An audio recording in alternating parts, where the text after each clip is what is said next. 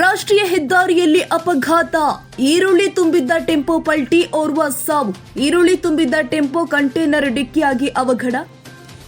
Nelamangala Bengaluru express highway ಅಂಚೆಪಾಳ್ಯ ಬಳಿ ಘಟನೆ. ಈರುಳ್ಳಿ ಟೆಂಪೋದಲ್ಲಿ ಇದ್ದ ಗಂಗಾಧರಪ್ಪ 55 ವರ್ಷ ಆಸ್ಪತ್ರೆಗೆ ಸಾಗಿಸುವಾಗ ಸಾವು. ಕಂಟೈನರ್ ಚಾಲಕ ಓಬಣ್ಣಗೆ ಗಂಭೀರ ಗಾಯ, ಆಸ್ಪತ್ರೆಗೆ ದಾಖಲು.